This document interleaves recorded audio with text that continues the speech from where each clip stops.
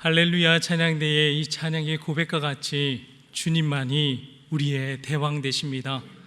대왕 되시는 그 하나님을 우리의 삶 가운데 중심에 놓고 승리의 삶을 살아내시는 우리 영락의 모든 성도님들 되시기를 주님의 이름으로 축복합니다. 이미지라 하면 저희들이 보고 경험한 것을 머릿속에 느껴지는, 떠올리는 느낌을 말합니다. 머릿속에 그려지는 그림, 심상이라 그렇게 말할 수 있습니다. 오늘 본문에는 많은 그리스도인들이 본받고자 하는 그 인물인 요셉이 등장합니다. 그래서 요셉하면 저희들은 많은 이미지가 긍정적이고 희망적이고 하나님을 본받는 사람이라 하는 그러한 느낌들을 떠올립니다. 요셉하면 무엇이 떠오르십니까? 꿈쟁이 요셉도 떠오르고 또 형님들을 용서했었던 대인배와 같은 그 모습도 떠오르고 애굽의 총리 그리고 유혹에도 강했던 사람, 하나님의 사람이 바로 요셉이라 하는 그러한 느낌들을 떠올리곤 합니다.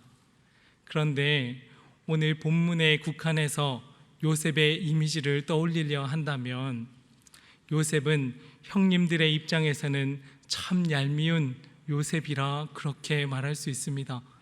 그 요셉은 자기중심적인 그러한 요셉이라 그렇게 말할 수도 있을 것 같습니다. 오늘 요셉의 이야기를 통해서 어떻게 하나님께서 요셉을 사용하시고 또한 하나님의 사람으로 변화를 일으켜 가시는지 함께 말씀을 통해서 나눠가기를 간절히 소망합니다. 요셉의 아버지 야곱에게는 12명의 아들들이 있었습니다. 그런데 야곱은 12아들들 중에서 11번째의 아들인 요셉을 유독 사랑했습니다. 야곱은 외삼촌 라반의 집에서 20년간 일해서 레아와 라헬을 아내로 맞았습니다. 야곱은 첫 번째로 맞은 아내 레아보다 14년간 열심히 또한 충성스럽게 섬겨서 얻은 아내인 라헬을 더욱 사랑했습니다. 더욱 사랑해서 낳은 그 아들이 첫 번째 아들이 바로 요셉입니다. 그리고 야곱은 11번째에 낳은 그 요셉이 늦둥이였기에 그 요셉이 더욱 사랑스러웠습니다. 아무리 자신이 사랑하는 아내 라헬을 통해서 낳은 아들이라 할지라도 또 노년에 낳은 막둥이 아들이라 할지라도 다른 형제들보다 요셉을 특별히 사랑하는 편에는 다른 아들들의 마음을 힘들게 하였습니다. 야곱도 어찌 보면 편애를 받으면서 자랐습니다. 아버지는 에서를, 어머니는 야곱을 더욱 사랑했습니다. 그리고 야곱은 그대로 요셉을 편애하며 사랑했습니다. 그러다 보니 형제들의 마음이 상하는 겁니다. 아버지의 사랑과 인정을 받고 싶지만, 칭찬을 듣고 싶은 형님들이지만 그 형들에게는 기회가 주어지지 않았습니다. 아버지는 오로지 요셉만 볼 뿐이었습니다. 그렇게 점점 형님들과 요셉과의 관계는 점점 멀어져만 갔고 긴장과 갈등이 생깁니다. 더 나아가서 비극의 구덩이까지 멀어지고 말았습니다. 그 비극의 중심에는 큰 사건 두 가지가 있습니다. 저희들이 잘 알고 있는 채색옷 사건입니다. 모직 기술이 발달하지도 않았었던 그때에 채색옷을 지어 입었다 하는 것은 그만큼 그 아들을 지극히 사랑했다 하는 것을 뜻합니다. 요즘 저희들은 알록달록 예쁜 옷들을 많이 입지 않습니까? 그런데 그 당시에 그 채색옷은 지금의 것과는 비교되지 않을 정도로 굉장한 옷이었습니다. 열심히 정성 들여서 만든 그 채색옷은 다른 형제들에게는 권하지도 않고 오직 사랑하는 아들 요셉에게만 입혔습니다. 그런데 창세기 37장 2절 말씀을 보면 그 당시에 요셉의 나이가 몇으로 나와 있습니까? 요셉의 나이는 17살입니다. 야곱의 족보는 이러하니라 요셉이 17세의 소년으로서 그의 형들과 함께 양을 칠 때에 그의 아버지의 아내들 비라와 실바의 아들들과 더불어 함께 있었더니 그가 그들의 잘못을 아버지에게 말하더라. 요셉의 나이는 17세 소년이었습니다. 클 만큼 컸고 생각할 수 있을 만큼 자란 요셉이라 하는 말입니다. 만약 요셉이 조금만 더 성숙했더라면 채색 옷을 받은 요셉은 아버지께 이렇게 말할 수도 있었을 것입니다.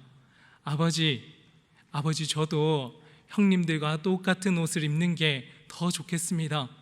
아버지께서 저를 사랑해 주시는 그 마음을 너무나 잘 알지만 형님들을 볼 때는 저는 같은 옷을 입는 게 더 좋을 것 같습니다.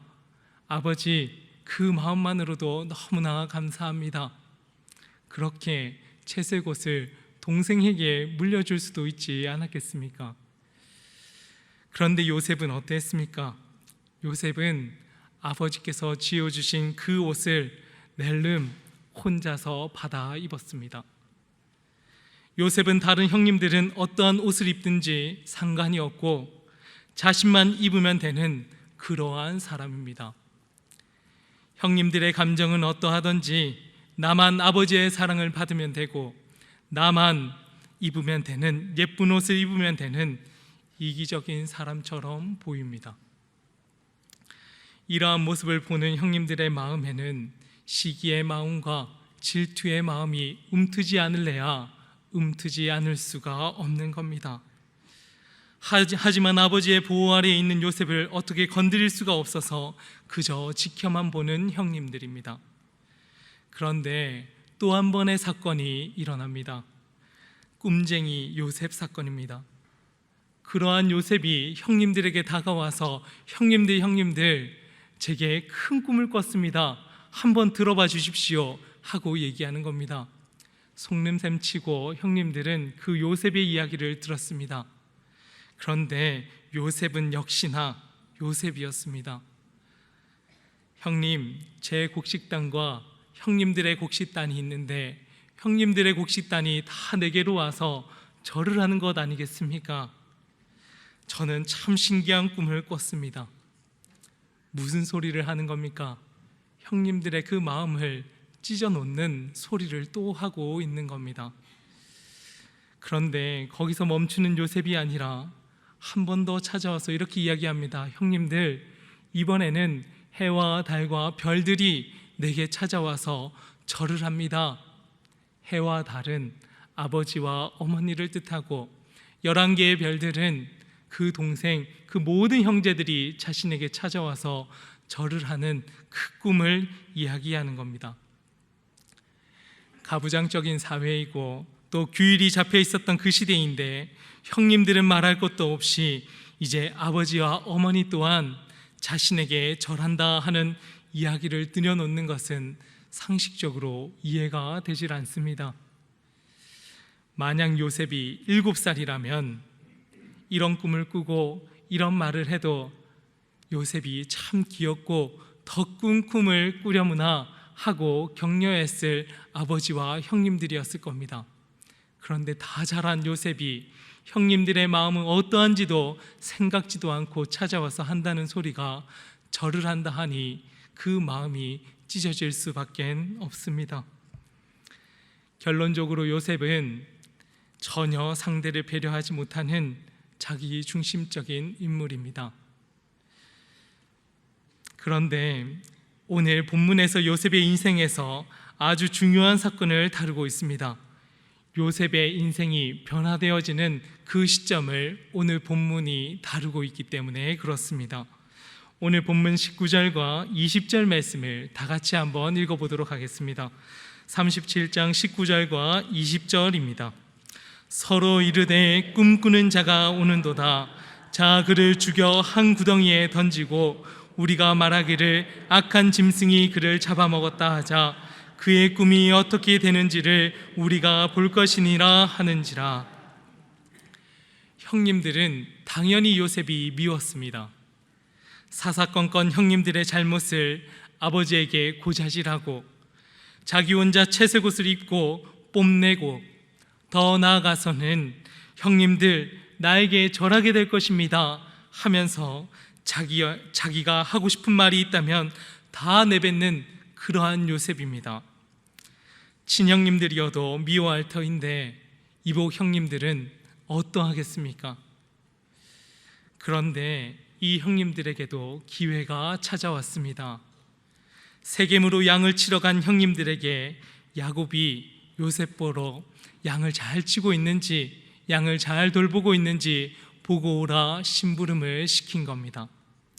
요셉은 신이 나서 형님들을 찾으러 갑니다. 자신이 보고 듣고 말하고 싶은 것이 있으면 다 내뱉는 것이 요셉의 특기 아닙니까? 그래서 신이 나서 세겜으로 쫓아갔습니다. 그런데 결국 요셉은 그곳에서 형님들의 소나기에 붙들리게 되었습니다. 23절과 24절 말씀은 제가 한번 읽어보겠습니다. 요셉이 형들에게 이르매 그의 형들이 요셉의 옷 곧 그가 입은 채색 옷을 벗기고 그를 잡아 구덩이에 던지니, 형님들은 요셉이 왔을 때 제일 먼저 무엇부터 합니까? 요셉을 보자마자 채색 옷을 벗겼습니다. 형님들의 눈에 한이 맺혀 있었던 그 옷이 바로 채색 옷이었기 때문에 그럴 겁니다. 형님들도 채색 옷을 입고 싶었고, 형님들도 아버지의 사랑과 인정을 받고 싶었습니다. 그러니 형님들은 요셉을 보자마자 제일 먼저 그 채색 옷을 갈기갈기 찢었습니다. 그리고 형들이 요셉을 구덩이에 넣으려고 할 때 요셉은 부르짖고 또 부르짖었습니다. 형님들 나에게 왜 그러십니까? 저를 살려주십시오. 그렇게 부르짖는 요셉이었을 것입니다. 그런데 인생에 처음 겪는 그 두려움에 요셉이 애걸하고 형님들에게 그렇게 울부짖지만 형님들은 그 요셉의 그 음성에는 아랑곳하지 않습니다. 요셉을 거들떠 보지 않는 형님들입니다. 나중에 요셉이 총리가 되고 형제들이 양식을 사러 갈 때 그들은 서로 이렇게 고백했습니다. 창세기 42장에 있는 고백입니다. 우리가 아우의 일로 말미암아 범죄하였도다. 그가 우리에게 애걸할 때에 그 마음의 괴로움을 보고도 듣지 아니하였으므로 이 괴로움이 우리에게 오는도다. 형님들은 요셉의 그 부르짖음을 귀에 들리지도 않았고 듣고 싶지도 않았습니다. 동생을 구덩이에 던져 죽이는 것이 하나님 앞에서의 죄라 여기며 그렇게 살아왔었던 형제들이지만 자신들의 그 괴로움을 덮기 위해서 울부짖는 그 소리에 귀를 기울이지 않았고, 괴로워하는 동생을 바라보면서도 눈을 꼭 감아 버렸습니다.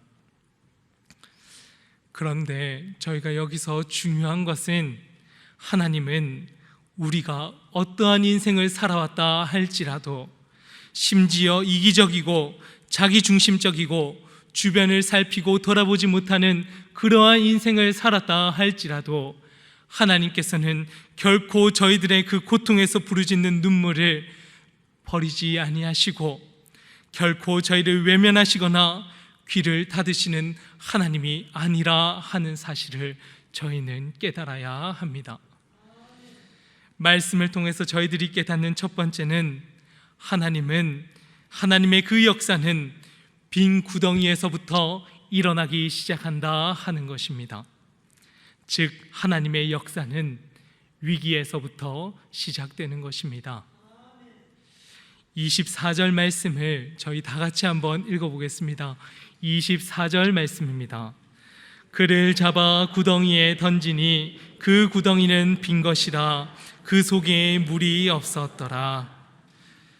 저희는 성경을 읽을 때 왜 성경에 이러한 표현들이 기록되어 있는지 잘 살펴보면서 성경을 읽어야 합니다. 그냥 미디안 상인들이 와서 은 20냥에 그를 팔아 넘겼더라, 그렇게만 기록해도 될 것인데, 그를 잡아 구덩이에 던졌더라, 그렇게만 기록해도 무관할 텐데, 굳이 그 구덩이는 빈 것이라, 그 구덩이에는 물이 없었더라, 이러한 표현들을 왜 사용하고 있는 것이겠습니까? 만약 그 구덩이에 물이 있었더라면 요셉은 죽는 겁니다. 이스라엘 날씨에 건기와 우기가 있었는데 우기 때 요셉이 구덩이에 빠졌더라면 요셉은 그 자리에서 허우적거리며 죽음에 이르렀을 겁니다.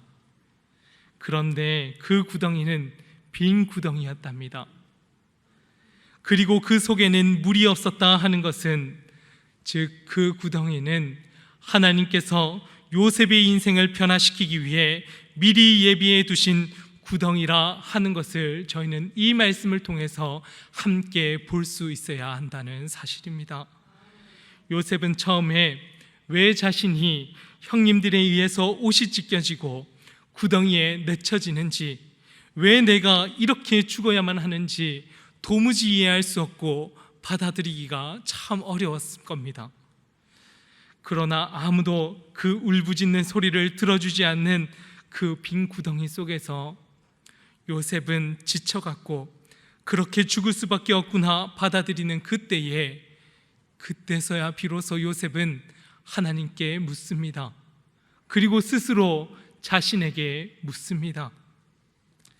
왜 형님들은 나를 죽이려 하였을까? 왜 형님들은 내 옷을 보자마자 그렇게 갈기잘기 찢으려 하였을까? 그 질문 앞에 비로소 요셉의 마음에 형님들의 마음이 들어오기 시작했습니다. 형님들의 그 아픔이 자신의 아픔으로 찾아오기 시작했습니다. 아, 형님들의 마음이 그러했겠구나. 형님들이 마음이 나를 죽이고 싶은 마음처럼 그렇게 아팠겠구나. 그렇게 스스로 물어볼 때 비로소 요셉의 마음에 형님들의 그 마음이 담겨지기 시작한 겁니다. 그리고 한 걸음 더 나아가 묻습니다. 왜 하나님께서는 여기에 구덩이를 준비하셨을까? 왜 하나님께서는 이곳에 물을 채우지 않으셨을까? 스스로의 그 질문에 요셉은 울부짖던 그 울음은 그치고 하나님의 손길이 내 인생을 붙들고 계시는구나, 하나님께서 나를 붙들고 계시는구나 하는 그 믿음의 확신이 마음에 차고 자리 잡기 시작했다 하는 겁니다. 이기적이고 자기중심적이며 다른 사람들은 돌아보지도 못했던 그 요셉이 빈 구덩이를 통해서 형님들의 그 마음을 돌아보는 마음이 생기기 시작합니다. 형님들을 바라볼 수 있는 눈이 열립니다. 사방의 우겨싼 가운데서도 하나님의 구원의 손길이 하늘로부터 임한다 하는 것을 그 구덩이를 통해서 비로소 깨닫기 시작하는 요셉이라 하는 말입니다. 그래서 저는 24절 말씀에 이렇게 적어두었습니다. 그 구덩이는 빈 것이라 그곳에 물이 없었더라. 그러나 그 안에는 하나님의 은혜로 가득 채워져 있더라. 앞만 보고 달려가면 저희들은 결승선을 통과할 수 있을 것이라 그렇게 여기며 앞만 달려왔습니다. 그런데 하나님께서는 저희들의 인생에 코로나라 하는 큰 구덩이를 준비해 놓으셨습니다. 저희들은 그 구덩이 속에서 처음에는 죽었다 생각하여서 벌벌 떨던 저희들이었습니다. 하지만 정신을 바짝 차리고 하나님, 이러한 구덩이를 저희에게 왜 준비하셨습니까? 묻고 또 물으며 저희는 기도하기 시작했습니다. 말씀대로 365를 통해서, 오이코스 가정예배를 통해서 각자의 자리에서 예배의 처소를 만들고 예배의 자리를 지키며 하나님, 이 어려움들을 극복할 수 있도록 힘을 주십시오. 그렇게 그 빈 구덩이 속에서 저희들은 갈구하며 울부짖었습니다. 그러나 이제는 그 울부짖음을 뛰어넘어서 이제 이 예배당에 비어져 있는 이 자리들을 저희는 바라보아야 할 때입니다. 하나님의 눈으로 이 예배당에 가득 채워져 있어야 할 이 빈 자리를 저희들은 이제 보아야 합니다. 그냥 구덩이 속에서 울부짖으며 부르짖기만 하면 될 것이라 여기며 살아가는 것이 아니라 하나님의 눈을 가지고 이 빈 자리를 바라보고, 하나님, 이 빈 자리를 은혜로 채워 주시옵소서. 하나님, 저희들이 기도하며 나아가는 그 축복의 자리에, 하나님 예배의 자리에 많은 성도님들이 나와 함께 그 은혜를 누리고 말씀으로 성장하는 우리 영락교회가 되게 하여 주시옵소서. 그렇게 기도하며 이 자리를 채워나가야 하리라 믿습니다. 그 믿음으로 나가시는 우리 영락의 모든 성도님들 되시기를 간절히 축복합니다.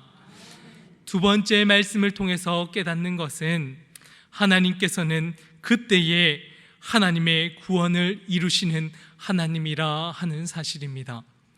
오늘 본문은 아니지만 37장 28절 말씀을 저희가 다 같이 찾아서 한번 읽어보겠습니다.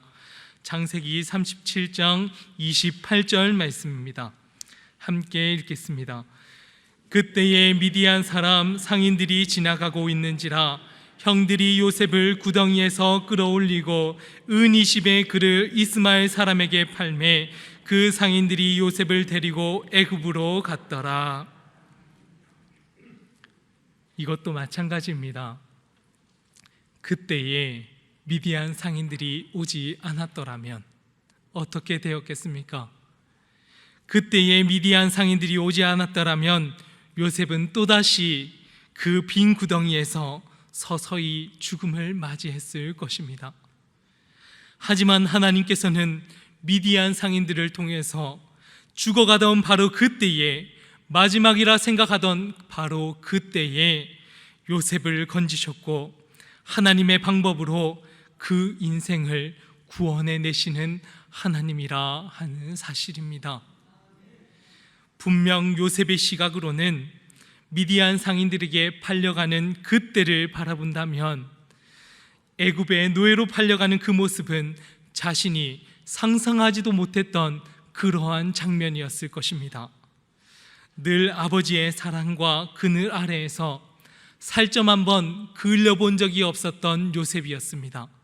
형님들은 다 나가서 들판으로 나아가서 세겜으로 나아가서 양들을 치고 있을 때 요셉은 어디에 있었습니까? 아버지의 품에 안겨서 그냥 그렇게 바라만 볼 요셉이었습니다.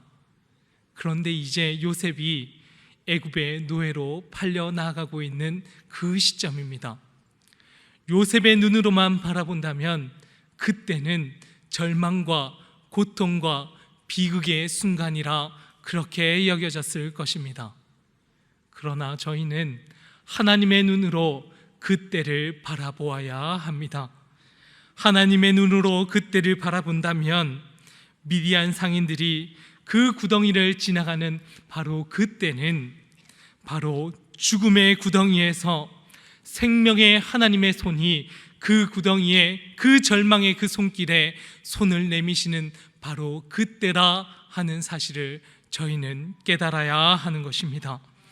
더 나아가서는 흉년의 때에 이스라엘 민족을 미리 나아가서 구원하시고 그때를 준비하시는 하나님의 손길을 저희는 바라보아야 할 줄 믿습니다. 요셉이라 하는 한 사람의 삶의 변화를 넘어서서 이스라엘 민족을 향한 구원 계획을 이루시는 바로 그때가 미디안 상인들이 지나가며 요셉을 빈 구덩이에서 건져 올리는 바로 그때라 하는 사실입니다.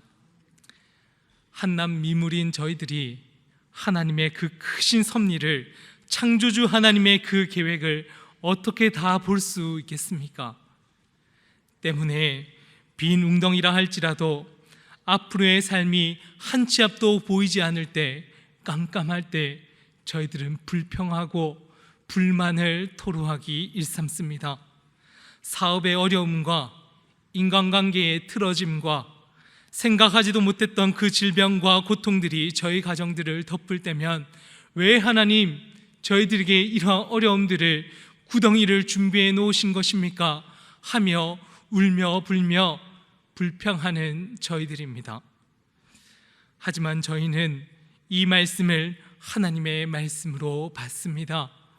그때에 미디안 상인들이 지나가는지라 하나님께서는 저희에게 그때를 준비하시고 저희들을 빈 구덩이에서 미디안 상인들의 손이라 할지라도 저희를 구원하시고 이끌어내시는 하나님이심을 저희는 믿어 의심하지 않습니다. 그 믿음으로 살아가는 저희들에겐 하나님께서 형통함의 복과 함께하심의 축복을 저희들에게 흘려주셨습니다. 요셉의 인생을 저희들이 바라보면 요셉이 그 미디안의 손에 팔려서 보디발의 그 장군의 집에 거할 때에 하나님께서는 함께하여 주셨고 형통함의 복을 흘려주셨습니다. 제가 창세기 39장 2절과 3절 말씀을 한번 읽어보겠습니다. 창세기 39장 2절과 3절 말씀입니다. 여호와께서 요셉과 함께 하심으로 그가 형통한 자가 되어 3절 말씀을 보면 그의 주인이 여호와께서 그와 함께 하심을 보며 그의 범사에 형통하게 하심을 보았더라. 요셉은 그 노예로서의 삶을 살아가지만 하나님께서 함께 하시는 복을 얻었습니다. 함께 하시는 복을 얻은 그 요셉에게는 하나님께서 형통케 하시는 그러한 복을 함께 쥐어 주셨습니다. 비록 요셉이 억울하게 애굽의 감옥에서 갇히게 되는 그러한 상황이라 할지라도 39장 21절 말씀과 23절 말씀을 한번 보시면 21절에 여호와께서 요셉과 함께 하시고 그에게 인자를 더하사 간수장에게 은혜를 받게 하시매, 감옥에 갇혀 있는 그 상황이라 할지라도 하나님께서는 요셉에게 함께하여 주셨고 간수장을 통해서라도 하나님의 은혜가, 하나님의 형통함의 복이 흘러 넘치게 하시는 하나님이십니다. 마지막 23절 말씀은 39장 23절 말씀은 다 같이 한번 읽어보겠습니다. 39장 23절 말씀입니다. 간수장은 그의 손에 맡긴 것을 무엇이든지 살펴보지 아니하였으니 이는 여호와께서 요셉과 함께 하심이라. 여호와께서 그를 범사에 형통하게 하셨더라. 아멘. 예배 드리고 있는 이 시간에 저희들이 인생의 삶을 살아가고 있는 그 모든 순간순간마다 저희들은 어렵고 힘들고 지칠 때면 하나님, 왜 이렇게 나는 힘들게 살아야만 합니까? 하나님, 저는 왜 이렇게 가난하고 어렵고 무시당하고 다른 사람들보다 없는 인생을 살아야만 합니까? 하나님, 왜 이 질병과 고통이 저희 가정에 이렇게 덮치는 것입니까? 그러한 질문들은 내뱉을 수 있는 저희들입니다. 하지만 오늘 하나님께서 구덩이에 빠져 있는 저희들에게 다시금 희망의 말씀을 허락해 주십니다. 그 빈 구덩이에 빠져 있다 할지라도 하나님께서 그때에 하나님의 손이 그곳에 임하며 내가 너희를 건져 주시리라 약속의 말씀을 주시는 하나님이십니다. 그 하나님의 약속의 말씀을 붙들고 다시금 든든하게 일어서서 예배의 자리로 나와 하나님의 은혜를 만끽하고 하나님의 함께하심의 복과 하나님의 형통함의 복이 우리 가정과 우리의 삶과 그 모든 삶의 터전에 가득하기를 주님의 이름으로 축복합니다. 함께 기도하겠습니다. 그 구덩이는 빈 것이라 그 속에 물이 없었더라. 그러나 하나님의 은혜로 가득 채워졌더라. 이러한 고백으로 생각지도 못했던 시험과 고통 가운데서도 다시금 일어서는 우리 영락의 모든 성도님들 될 수 있도록 성령 하나님 함께하여 주시옵소서. 더 나아가 사방의 우겨쌈 가운데서도 하나님께서는 우리를 구원하시고 건져내시는 하나님입니다. 그러한 믿음으로 하나님의 함께하심과 형통하심의 그 복이 우리 영락교회의 모든 성도님들과 그 가정과 사업과 삶의 모든 터전에 함께하기를 간절히 기도합니다. 감사드리며 예수님 이름으로 기도합니다. 아멘.